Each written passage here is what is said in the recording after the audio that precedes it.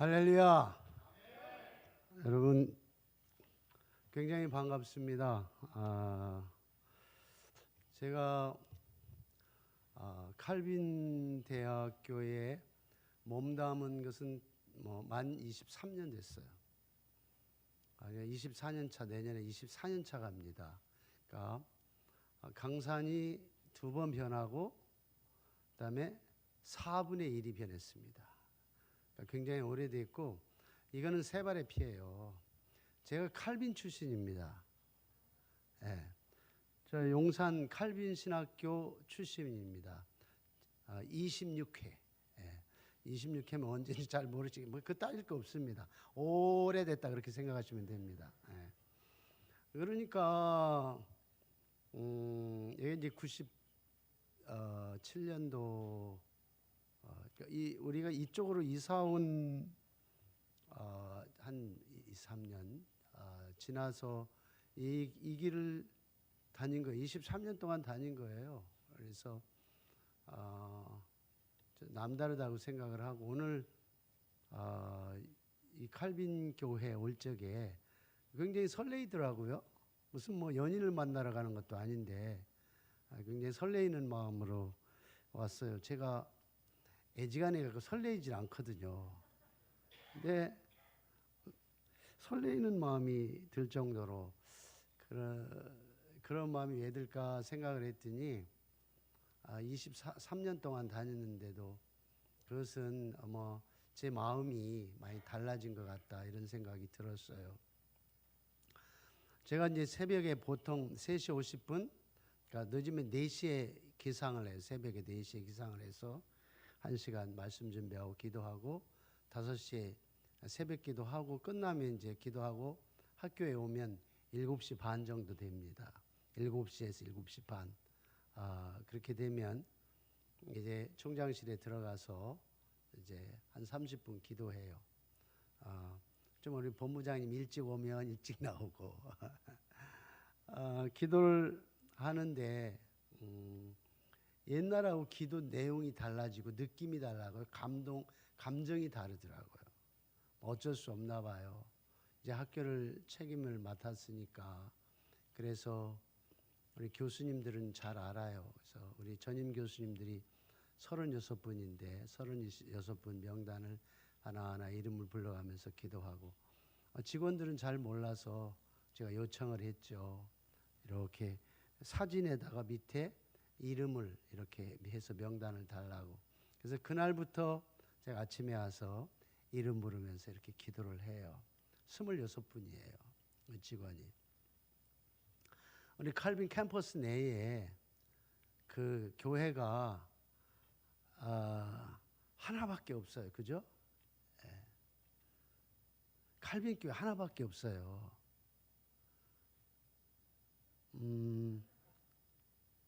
예, 제 마음에. 예. 저쪽에 있는 교회도 교회는 교회인데 제 마음에 있는 교회는 칼빈 대학 교회밖에 없더라고요. 제 마음속에. 그 나쁘다는 얘기는 아니고, 그리고 또 네거티브하게 얘기하는 건 아니에요. 제 마음이 그렇다는 거예요. 기도하면서, 학교를 위해서 기도하면서 이렇게 칼빈 대학 교회, 우리 칼빈 교회만 마음에 있어요. 오늘 장로님 기도하는데 이어진 교회를 위해서 열심히 기도하시더라고. 진심이시죠? 네.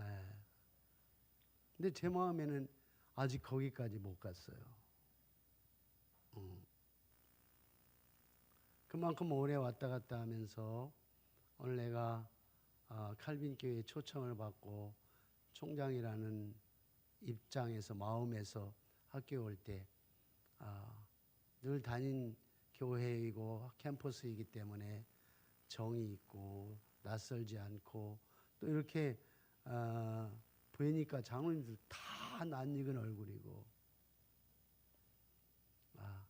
아마 모교회를 오는 그런 마음, 내가 옛날에 어렸을 때 다녔던 교회, 나를 키워준 교회, 그런 따뜻함이 있는 교회처럼 마음속에 있어요. 그래서 오늘 참 즐거운 마음을 갖고 이렇게 여러분들을 만나 뵙게 돼서 너무 감사하고 앞으로 계속 이제는 기도하겠죠. 또 우리 칼빈 대학 교회, 칼빈 교회가 또 그리스도 안에서 잘 세워져 가고 그리고 하나님의 뜻을 잘 드러내는 교회로 그런 교회로 세워졌으면 좋겠다. 저는 그렇게 될 줄로 믿습니다. 할렐루야. 네. 오늘 우리가 믿음의 사람들이잖아요. 저 오늘 나를 참 잘 잡은 것 같아요. 여러분들 제가 딱 한 달 됐어요. 이 사회에서 결정된 게 이제 11월 5일이니까 오늘 4일 아니에요? 딱 한 달이에요. 딱 한 달째. 내일이면 한 달 하루입니다. 한 달 됐어요. 오늘 이렇게 와서 여러분들을 만나 뵙고 인사하고 이렇게 말씀을 전하게 됐는데 대한민국 애국자라면 이 얘기 안 하면 간첩이죠. 월드컵 축구 16강 진출. 그 분위기가 아직도 식질 않았어. TV 틀면 조금만 기다리면 나와. 보통 나오는데 안 나오더라도 조금만 기다리면 그 나와. 너무너무 좋은 것 같은데 이미 여러분들의 마음에 한 80%는 exciting 해가지고 조금만 던져줘도 아마 엄청나게 은혜가 될 것 같아요. 그래서 저는 이제 설교를 성공 실패로 이야기한다면 한 80%는 먹고 들어간다. 그래서 오늘 1일 부흥의 날짜를 정말 잘 잡았구나. on time. 아주 정확한 타이밍이었다. 할렐루야. 오늘 예수님께서 주신 말씀은 이 말씀이에요. 받고자 하는 대로 주어라. 받고 싶은 마음이 있으면 대접해라. 이런 말씀이에요. 이 말씀의 중요성을 얘기한다면 아마 신약 성경의 복음서가 예수님 활동 무대였으니까 가장 생생하고 가장 중요한 말씀이 담겨져 있다. 뭐 다른 건 조금 덜 중요하다 이런 의미는 아닌데 어쨌든 예수님이 하신 말씀이 굉장히 중요하고 실제적이고 복음의 현장이 있었고 그런데 그 중에서도 이 마태복음 5장, 6장, 7장은 산상수훈이라고 말해요. 여기 계신 분들은 신앙생활을 오래 하셨기 때문에 아마 이 깊은 장맛 같은 그런 신앙이 있을 것 같이 느껴져요. 그래서 말씀도 잘 알고 계시고 성경적 지식도 많이 알고 계시고 그럴 것 같아요. 산상수훈 예수님께서 마태복음 5장, 6장, 7장 그 중에서 황금률이라고 하면 마태복음의 5장에 있는 팔복 이거 기본 아니에요. 기본 너무 귀한 말씀인데 그 마지막에 부분에 걸쳐 있는 이 오늘 7장 12절의 말씀은 굉장히 예수님께서 이 말씀을 하시고 율법이요 선지자의 가르침이라 이렇게 말씀을 했는데 이거는 굉장히 뛰어넘는 이런 얘기예요. 예수 믿으려면 첫째 눈치 코치가 있어야 돼요. 왜 눈치 코치가 있어야 되냐면 눈치가 없으면 예수님도 잘 못 믿어. 오늘 이 말씀을 보니까 예수님이 뭐라고 말씀하셨냐면 야 네가 얻고자 하면 주어라. 네가 대접받고자 하면 대접해라. 이렇게 한 말씀은 뭐냐면 이렇게 봐가지고 상대편이 무슨 마음일까? 아픈 마음일까? 즐거운 마음일까? 혹시 지금 배가 고플까? 혹시 사정에 무슨 어려움이 있는가? 얼굴빛을 보니까 이래? 그거를 보고서 미리 알아차려야 된다는 거예요. 알아차려야 줄 거 아니에요. 지금 슬퍼 죽겠는데 막 광대놀이하고 막 즐겁다 하고 막 춤추면 되겠어요? 상대편이 슬픈 마음이 있으면 같이 울어줄 수 있어야지. 그래서 눈치가 있어 고치가 있어야 된다 이런 얘기. 예수님 말씀이 그거예요. 미리 상대편의 감정을 다 이해하고 마음에 필요한 것이 뭔가를 미리 알아서 달라고 하기 전에 그것을 채워주어라. 굉장히 적극적인 말씀이에요. 그러니까 우리가 믿음 생활한다는 게 쉬운 게 아니에요. 이게 엄청나게 적극적인 말씀이란 말이에요. 미리 헤아려서 미리 알아서 요구하기 전에 주어라 이런 말씀이란 말이에요. 성경은 이렇게 말하죠. 심는 대로 거둘지니라. 뿌린 대로 거두는 거예요. 이 자연 원칙을 통해서 예수님께 주신 교훈은 심는 대로 거두는데 심지 않으면 거두지 않는 거예요. 이게 바로 자 대접받고자 하는 대로 너희가 먼저 대접하라 하신 말씀이 심는 대로 거두라 이런 말씀이에요. 저는 이 말씀이 굉장히 마음속에 와 닿아요. 그래서 어떤 면에 있어서 내가 상처를 말하면 상대방에게 상처를 주면 결국 내게 상처가 돌아오는 것이고 상대편에게 희망을 주고 꿈을 심어주면 그 희망과 꿈이 내게로 오는 거예요. 이걸 우리는 부메랑이라고 말해요. 던지면 다시 자기로 돌아. 이걸 우리는 메아리라고 말해요. 사랑해야 하면 사랑해가 돌아와. 미워해야 하면 미워해야 하는 말이 돌아오는 것과 똑같다는 거예요. 이게 성경의 원리입니다. 남에게 대접받고 싶은 만큼 대접하라. 그러면 그 마음이 상대편이 뭘 원하는가를 잘 헤아려서 내가 했다고 하면은 이미 내 마음속에는 천국이 임한 거예요. 하나님의 나라가 내 마음속에 임한 거예요. 너무 감격스럽고 너무 기쁜 거예요. 그 감격과 기쁨뿐만 아니라 내게 필요한 것까지도 하나님이 채워주신다는 것이 성경의 기본 원칙이에요. 이게 우리가 믿음을 행할 때, 우리의 믿음이 온전한 모습으로 갈 때 이렇게 하나님께서 복 주시는 은혜를 경험할 수 있습니다. 여러분, 우리 말 한마디라는 것이 그렇게 어려운 건 아니에요. 그렇지만은 말 한마디가 얼마나 상대편에게 상처가 되고 위로가 되는지는 너무너무 잘 알 수 있어요. 그래서 이 말 한마디 자체가 작은 불씨가 돼서 온 산을 태운다 그랬어요. 말은 작은 거지만 그러나 그 말 한마디가 상대편에게 정말 헤아려서 필요적절한 말씀을 전해줬을 때에 그 사람에게는 하늘을 얻은 것처럼 세상을 다 얻은 것처럼 큰 축복이 될 뿐만 아니라 그런 격려와 위로를 한 사람의 마음속에는 이미 하나님 나라가 임한 거예요. 하나님의 축복이 임한 것을 믿습니다. 제가 처음에도 말씀을 드렸지만 우리 칼빈 교회에 대해서는 제가 역사 잘 알죠. 우리 이주영 목사님 총장님 계실 때부터 그리고 우리 김혜한 총장님 오셔가지고 또 이거 김혜한 총장님 오셨을 때 리모델링 이노베이션 한 거잖아요. 그렇죠? 네. 키워가신 분 다 키워. 제가 이거 다 알거든요. 근데 이 의자는 여기는 예. 그렇게 그 역사를 지금 다 알고 있어요.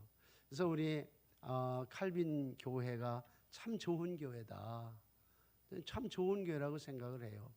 열심히 신앙생활을 하고 또 칼빈 교회를 통해서 우리 칼빈 신대원 학생들이 또 장학금 혜택도 받고 또 이곳에서 현장 사역도 하고 참 저는 우리 칼빈 교회가 참 좋은 교회라고 그렇게 생각을 합니다. 칼빈 교회가 좋다는 것은 여기 앉아 계신 여러분들이 좋다는 거예요.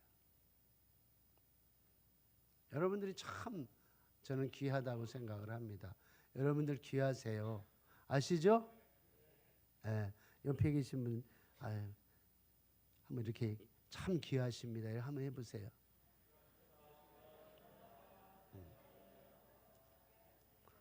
네. 여기도 중이 제 머리를 못 깎는데 되게 못 깎네. 네. 그래서 이렇게 좀 곁에 계신 분이 칭찬을 좀 해주셨으면 좋겠다 이런 생각을 하고 연습을 해봤더니 평소에 잘 안 하시는지 속으로만 하시는 게 아닌가 싶은 생각이 듭니다.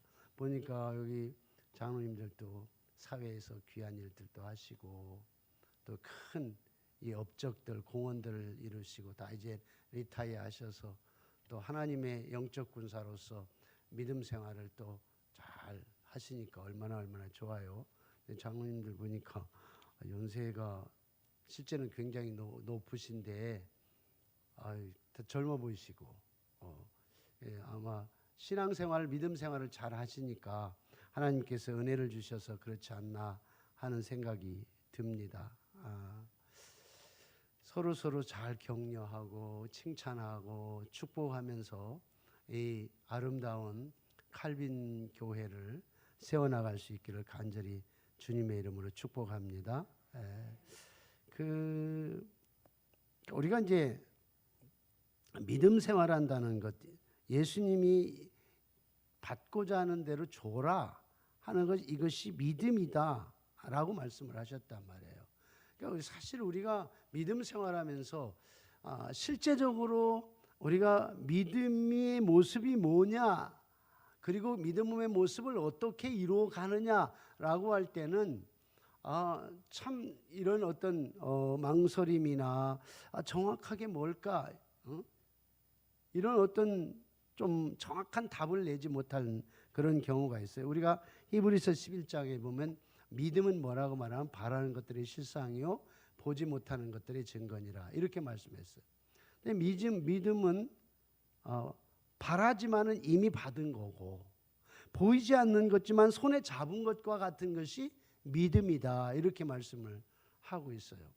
이건 잘 믿음의 정의는 이렇게 내리면서 히브리서 11장 3절부터 쭉 이야기를 합니다. 믿음의 사람들을 얘기를 해요. 거기에는 에녹도 이야기하고 가인 아벨의 믿음도 이야기하고 그 다음에 노아의 믿음도 얘기하고 아브라함의 믿음도 이야기하고 그 다음에 모세의 믿음도 이야기를 합니다. 근데 이 히브리서가 기록된 것은 본래 히브리서의 주인공들은 유대인이었어요. 수신자들은 유대인이었는데 어떤 유대인이냐면 이 히브리인들이 역사적으로 포로로 붙잡혀서 디아스포라로 다 흩어집니다. 고대 근동으로 해서 쭉 흩어지는데 그것들이 예수를 접하게 되고 유대교에서 예수교로 개종을 하게 되면서 신앙생활을 하는데 열심히 있는 유대인들이 그 사람들을 엄청 핍박을 합니다. 너무너무 핍박을 하니까 이제는 견딜 수가 없어 하고 다시 기독교로 개종했던 유대인들이 유대교로 돌아가려고 하는 찰나에 바울이 오늘 히브리서를 써준 거예요. 야, 너희들이 믿음을 가져라. 이 믿음을 갖고 살아라 하면서 너희 선조들의 믿음은 이렇게 살았느니라. 그러면서 예수 그리스도를 온전히 바라봐라. 그렇게 말하면서 다시 그들을 격려하는 말씀이 이 히브리서라고 말할 수 있고 그 믿음의 회복이 히브리서 11장에 있는 것을 볼 수 있습니다. 자, 그래서 저는 믿음을 두 가지로 얘기할 수 있어요. 믿음은 순종이 불가능한 상황 속에서 순종하는 것. 믿음이란 도저히 내가 생각할 때는 불가능해. 그런데 순종하는 거예요. 순종하는 길은 너무 어려운데 순종하는 거예요. 이게 믿음이에요. 그러면서 여러 믿음의 위인들을 얘기하면서 아브라함을 얘기한단 말이에요. 그래서 아브라함이 어떻게 불가능 속에서 순종했는가 성경에서 가르쳐준 내용, 물론 자기 아들 이삭을 100세의 모리아 산에서 드리라고 하는 것도 순종을 했는데 처음에 아브라함의 아버지가 데라예요. 데라가 창세기 11장 27절에 보면 아브라함을 데리고 갈대우르를 떠납니다. 갈대우르를 떠나서 쭉 유프라테스 강과 티그리스 강을 건너 좀 줄기를 타고 쭉 북쪽으로 한 500km 정도 올라가면 하란이라는 곳이 나옵니다. 하란, 밧단아람이라고 하는 저 리브가가 그 야곱을 결혼시키기 위해서 갔던, 물론 잠시 피난하기 위해서 보냈던 곳인데 그 밧단아람이라는 하란으로 옮겨갑니다. 데라가 아브라함을 데리고 가는데 하나님이 아브라함에게 나타났어요. 아브라함아, 아브라함아, 너는 너의 본토 친척 아비집을 떠나서 내가 내게 지시할 땅으로 가라.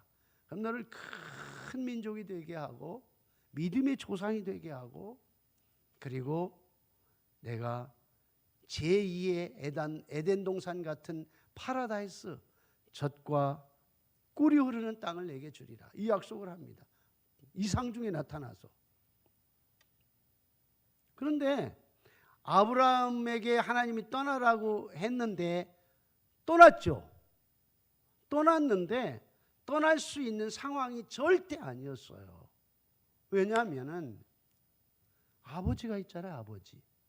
그때가 주전 2166년이니까 지금으로 따지면 한 4200년 전이에요. 그러면 그 당시는 씨족 사회예요.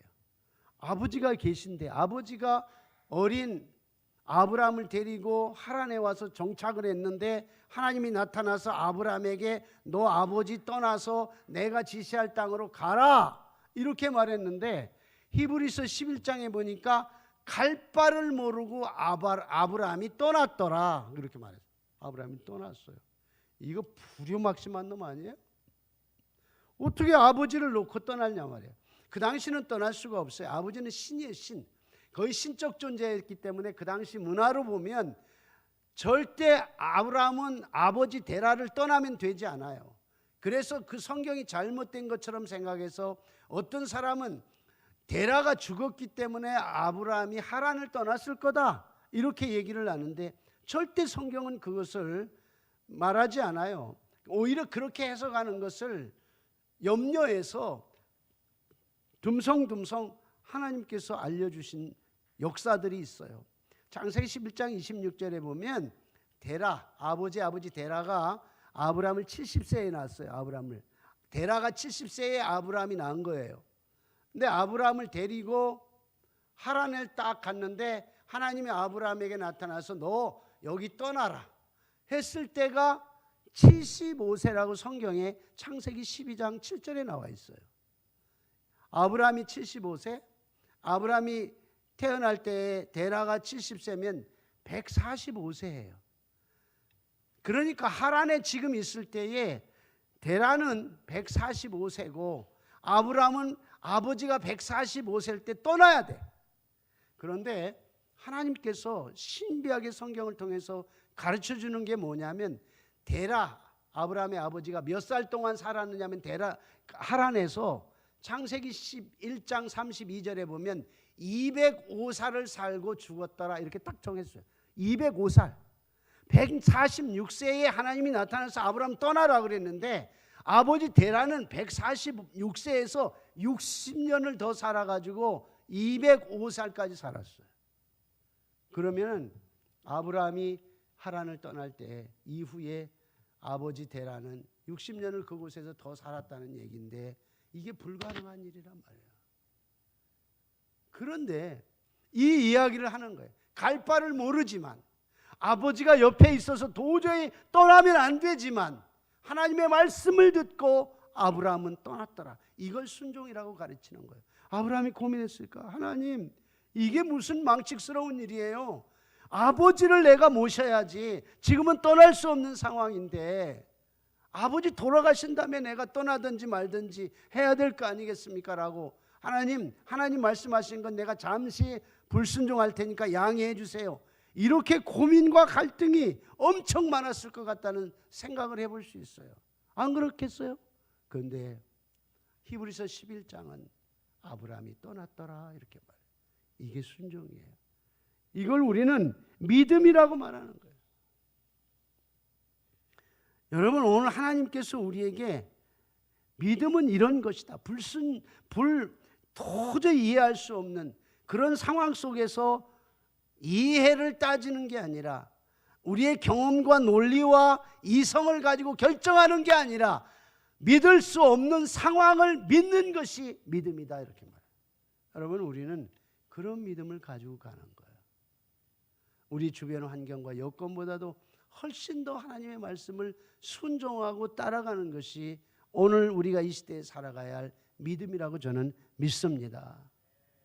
또 하나의 믿음의 모습은 뭐냐면 뜻을 정할 수 없는 상황, 내가 뜻을 정할 수 없는 상황에서 뜻을 정하는 게 믿음이에요. 이 얘기는 뭐냐면 똑같아. 히브리서 11장에 많이 나와 있는 사람 중에 다니엘이 있어요. 다니엘이 뜻을 정했더라라고 다니엘서 1장 8절에 말했어요. 본래 다니엘은 누구였어요? 이스라엘 백성들이 586년에 바벨론으로 멸망을 당했고 다 포로로 잡혀갔어요. 포로로 잡혀간 다음에 이 바벨론이라는 사람이 유대인들 포로민 중에 제 등용해서 쓸 사람들을 쓰고 또 훈련시켜서 쓸 사람은 써야겠다고 생각하고 데리고 온 사람이 다니엘이었어요. 사드락, 메삭, 아벳느고 그의 세 친구도 마찬가지예요. 붙잡혀 왔어요. 노예로. 그런데 머리가 좋고 명석하고 뛰어날 것 같아서 교육을 시켜서 좀 등용을 시켜야 되겠다. 이렇게 하고 훈련학교에 데리고 온 거예요. 그리고 왕이 얘들이 훈련 받기가 노고가 있을 테니 내가 왕이 진미를 내리노라 하고 진미를 내렸어요.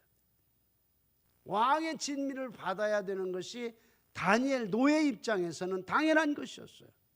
그런데 다니엘의 마음속에 뜻을 정했어요. 무슨 뜻? 왕의 진미를 거절하고 하나님의 뜻을 쫓는 뜻을 결정한 거예요. 이게 믿음이에요. 왜 그랬을까요? 다니엘의 마음속에는 비록 내가 왕의 명령을 어겨서 죽는다 할지라도 이거는 인간왕, 바벨론의 느부갓네살 왕이 내 인생의 왕은 아니다라는 거예요. 내 인생의 왕은 여호와 하나님, 그분 하나님이 내 인생의 왕이었다는 거예요. 내가 진정 들어야 할 명령은 이 세상의 느부갓네살 왕의 명령을 듣는 게 아니라 나의 구원자이신 여호와 하나님, 그분이 내 인생의 왕이기 때문에 그 왕의 말씀을 듣는 것이, 그 뜻을 결정하는 것이 내 믿음이라고 믿었던 거예요. 그래서 나는 죽어도 좋아. 왕이 주는 진미를 내가 받을 수 없어. 그리고 거절했던 거예요. 여러분, 이거 성경은 히브리서 11장은 믿음 이렇게 말합니다. 이걸 믿음이라고 말하는 거예요. 오늘 예수님께서 하신 말씀이 야, 네가 받기 원하지? 네가 대접받기를 원하지? 그러면 상대편이 뭘 원하는지, 무슨 위로의 말이 필요한지, 어떤 니드가 필요한 건지 그거 잘 헤아려서 눈치 따져서 분위기 봐서 잘 챙겨서 채워주어라. 이게 믿음이라는 거예요. 오늘 다니엘이 뜻을 아브라함이 아버지 곁을 떠날 수 없는 상황에서도 하나님이 가라하니 갔어요. 다니엘은 내 인생의 진짜 왕은 나를 키워주려고 불러온 바벨론의 느부갓네살 왕이 내 인생의 왕이 아니라 나를 구원하시고 내 인생을 이끌어 가실 여호와 하나님이 내 인생의 왕이기 때문에 나는 그분의 뜻을 따라갈 거야. 이게 다니엘의 믿음이었고, 이게 오늘 예수님이 하시는 말씀의 핵심적 믿음의 모습이란 말이에요. 세상의 뜻이 아니에요. 육신에 부유하고 넉넉하고 무엇을 얻기를 원하는 뜻이 아니라 하나님이 뭐라고 하는지 그 뜻을 먼저 바로 세우는 것이 오늘 우리의 믿음이 되어야 된다는 거예요. 여러분, 제가 과거에 너무 좋은 찬스가 있었어요. 제가 여기 분당에 있는 할렐루야 교회에 5년 동안 있었어요. 5년 동안 하고 제가 부름을 받았는데 저기 노예동이라고 성수동 쪽에 38년 된 교회로 부임해 갔어요. 담임 목사로 39살에 일찍 간 거예요. 네. 그런데 열심히 했어요. 너무 열심히 했더니 한 3년이 되니까 교회당이 한 50평 정도 되는데 1층, 2층으로 돼 있었어요. 근데 교회가 차고 넘치는 거예요. 그래서 1부 예배 드렸어요. 그러니까 2부로 늘렸어요. 그래서 3부를 늘렸어요. 근데 앉을 자리가 없는 거예요. 그래서 기도했어요. 교회가 부흥하니까 1부 드리다가 2부 드리고 2부 드리다가 3부 드려, 그래도 자리가 비좁으니까 기도하니까 하나님께서 은혜를 주셔가지고 지금 구리에 지어져 있는 교회 부지, 종교 부지를 허락해 주셨어요. 너무너무 좋은 38만 평을 개발하는 토평지구, 구리 토평지구의 종교 부지 한켠에 왕숙천 곁에 딱 340평을 하나님 허락해 주셨어요. 너무너무 신났죠. 얼마나 감사했는지 몰라요. 교인들이 너무 좋았죠. 법적으로 공동회의를 다 통과해서 결정하고, 그리고 젊은이들은 이제 꿈을 향해서 가자. 꿈을 향해서 가자. 왜냐하면 있던 교회 다 주변이 시장, 노유시장이라고, 노유동 시장이라고 시장통 안에 교회가 있었는데 시장이 형성된 거예요. 그러니까 아이들이 노는 방법이 그거예요. 3,000원! 3,000원! 애들이 노는 게 그거예요. 근데 젊은이들이 얼마나 가슴이 아프겠어요. 자기 자녀들을 좋은 환경에서 교육시키고 싶은 거지. 그래서 그 땅을 받았을 때 이건 우리의 드림랜드다, 꿈의 땅이다, 얼마나 좋아했는지 말이야. 너무너무 좋아하고 이사가기만 기다리고. 그런데 시장통이다 보니까 시장에 연고 있는 분들이 한둘 반대하기 시작했어요. 한 10여 명이 반대하더라고. 얼마나 이게 점점 극으로 치닫기 시작하는데 어느 주일날 백주의 싸움이 벌어졌어요. 가자는 사람, 안 가자는, 이 못 가겠다고 난리 피는 사람들이 얼마나 악하게 그러는지. 저한테도 저 XX 때문에 이런 싸움이 벌어졌다고, 배대지를 칼로 그냥 갈른다는 뭐 그런 얘기도 하고. 그러니까 이 젊은이들이 화가 나가지고 견디다 못해 막 대낮에 우통벗고 막 서로 격투가 벌어져서 전쟁이 벌어졌어요. 2주 동안 그렇게 싸움이 벌어졌어요. 너무너무 힘들었어요. 그래서 하나님께서 제게 지혜를 주시는데 기도하라 그러더라고요. 그래서 60일을 작정을 하고 기도 들어갔어요. 강단에서 밤을 새우면서 철야 기도를 60일 동안 기도했어요. 뭐 그때 소문이 뭐 목사가 땅을 팔아먹고 중국으로 도망간다는 동 별별 소문이 다 났어요. 뭐 테러를 할 만큼, 그러니까 앞에 청년들이 장로님들이 같이 기도했어요. 어떤 장로님은 혹시 저 중위층에서는 젊은 청년들이 같이 보초를 서주고, 제가 이 강단에서 기도하니까 혹시 무슨 테러라도 생길까 봐. 그래서 60일을 기도했어요. 60일을 기도하고 났는데 하나님께서 응답을 주시더라고요. 하나님께서 응답을 주시는데 무슨 응답을 주시느냐면 이런 얘기가, 너를 반대하는 그들이 누구냐? 너를 반대하는 그들이 누구냐? 너의 말씀을 먹고 자란 양떼가 아니냐?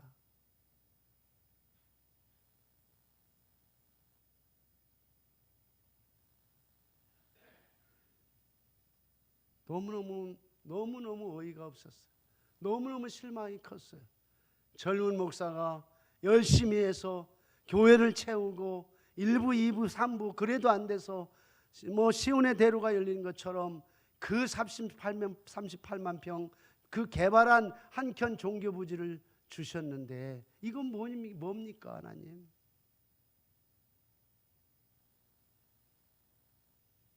네 뜻 꺾으라는 거예요.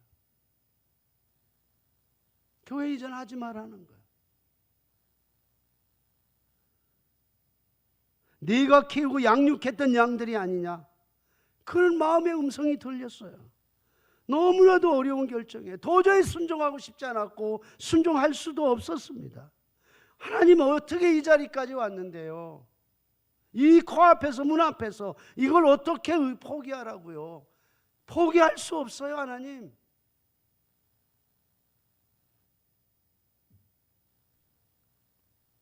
그때 그 땅값이 수십억인데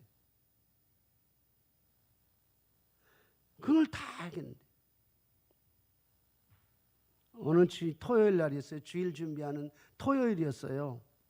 교회당에서 이제 주일 준비 막 하고 있는데 그 교회 이전을 반대하는 한 집사님의 남편이 그 시장통에서 장사하는 아주 무지막지한 사람인데 그 교회 마당에 들어오자마자 제가 이제 교회 정리하고 있는데 저를 때리기 시작하더라고요. 저를 때리기 시작하는데 얼마나 제가 맞았는지 그냥 막 코에서 입에서 피가 터져 나오고 이빨이 너덜너덜하고 그리고 구두발로 얼마나 제 정강이를 걷어차고 짓밟았는지 그 멍이 3년 동안 지워지질 않더라고요. 얼마나 맞았는지. 제가 제 이력이 꽤 그렇게 맞을 만한 사람은 아닙니다. 제가 20대에 태권도 선수였어요. 충청남도 대표로 도데이도 도민체육대회 같은 거 전국체육대회 뛰고 했던 태권도가 5단이고 합기도가 4단이에요. 이래봐도 한 방이면 끝낼 수 있는. 한번 때려봐라. 얼마나 때리는지 한번 내가 끝까지 맞아버리라 하고 맞았어요. 그렇게 지켜온 교회입니다. 하나님. 피투성이가 되면 매맞으면서 지켜온 이 교회를 어떻게 포기하라고요? 이 젊은 목회자의 꿈을 포기하라고요? 하나님 포기 못해요. 근데 계속 들리는 그들이 누구냐? 네가 키워온 양이 아니냐? 너에게 비수를 꼽더라도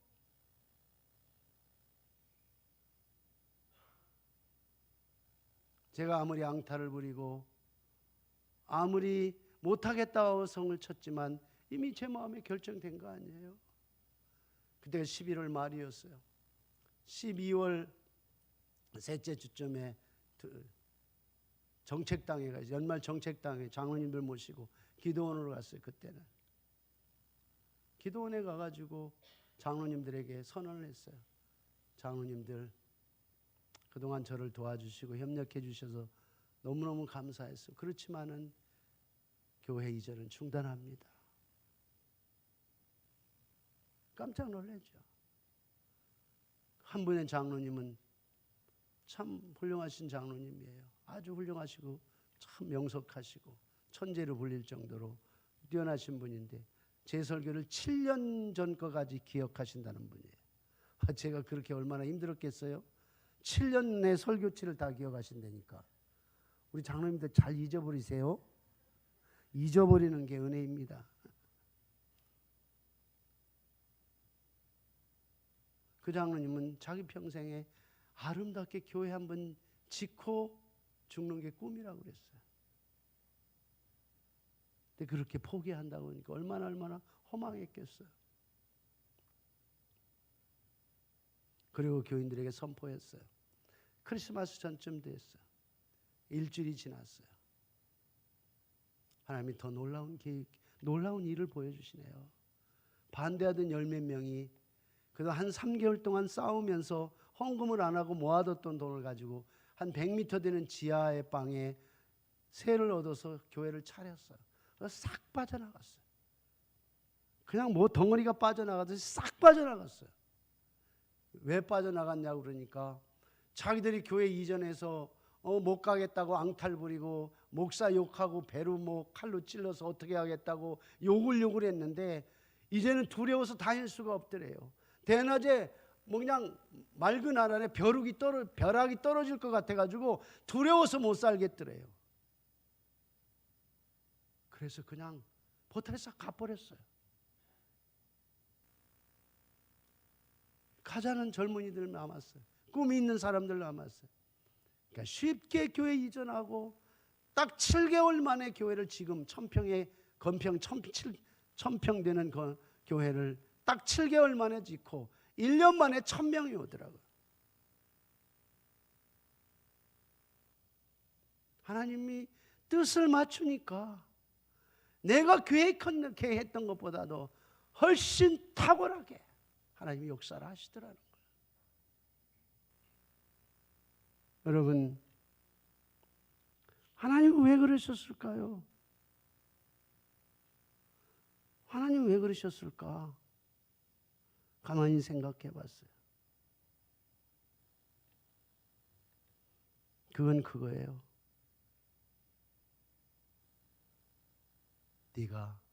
목사 네가 믿음이 있는지 내가 봤어. 대접받고 싶으면 헤아려서 대접해.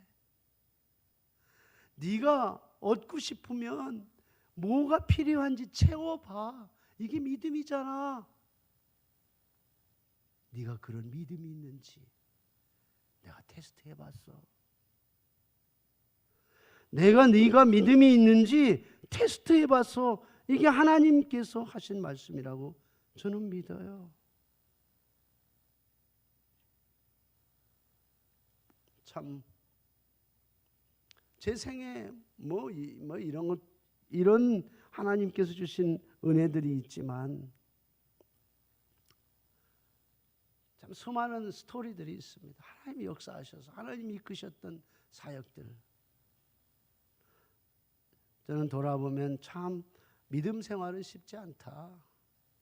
우리 성도들에게 믿음대로 살라고 말하면서도 믿음 생활이라는 건 참 쉬운 게 아니다.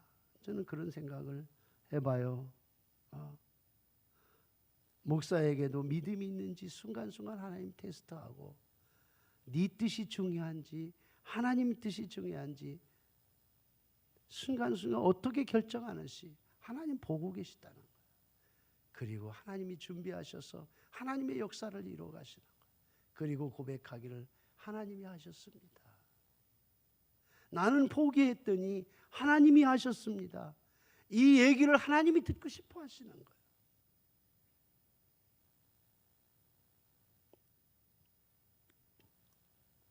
사랑하는 여러분, 이 세상에 혼자는 못 살아요.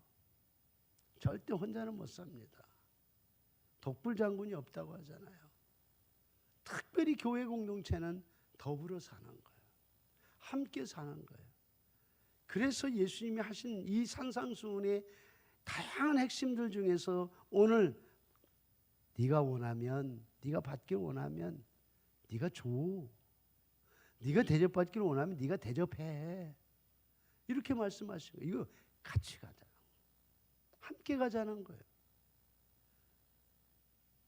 함께 가면 쉬워요. 그러나 혼자 가면 끝내 그는 한 사람으로 남을 거라고 저는 믿어요. 한 사람, 자기 자신밖에 남지 않아요. 그러나 함께 가면 여전히 함께 있어요. 이게 기독교 공동체, 교회 공동체의 특성이라고 저는 믿습니다. 우리 칼빈 교회, 우리 장로님, 또 우리 권사님, 우리 집사님 함께 가는 거예요. 손에 손을 맞잡고 상대편이 뭘 원할까 이거 헤아리고, 그래서 내가 먼저 손 내밀어 주고, 그래서 교회가 내 속에 천국이 임하고 상대편에 천국이 임하고, 그러면 교회가 즐거워지는 거예요. 교회가 밝아지는 거예요.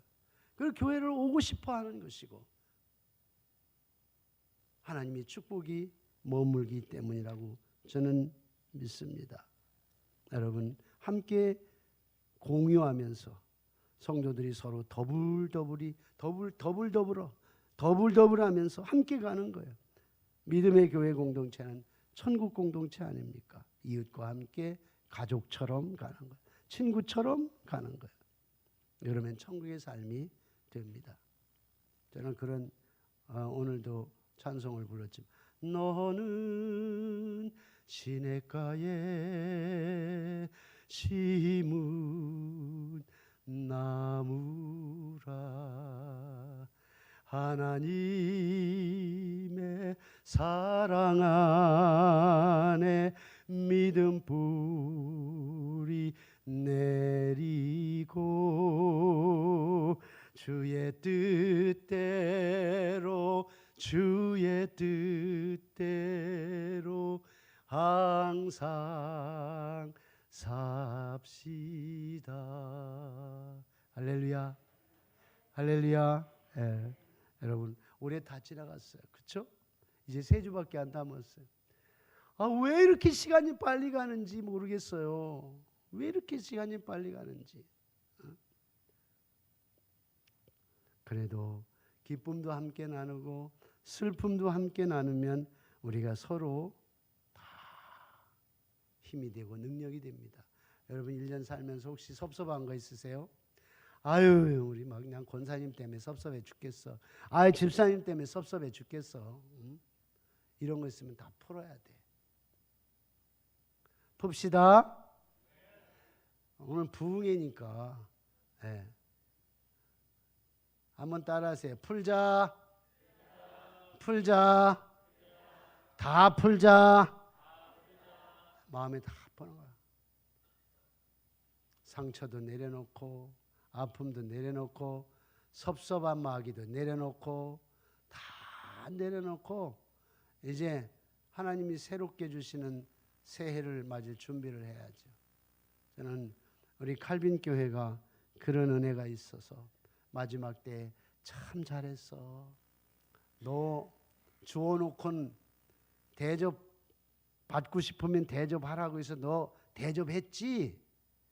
그거 너 대접 언제나 돌아올까? 얼마나 기다렸어? 내가 지금 너에게 줄게. 주님 만날 때 내가 너에게 줄게 하고 칭찬받는 그런 우리 칼빈 교회가 될 수 있기를 주님의 이름으로 축원합니다.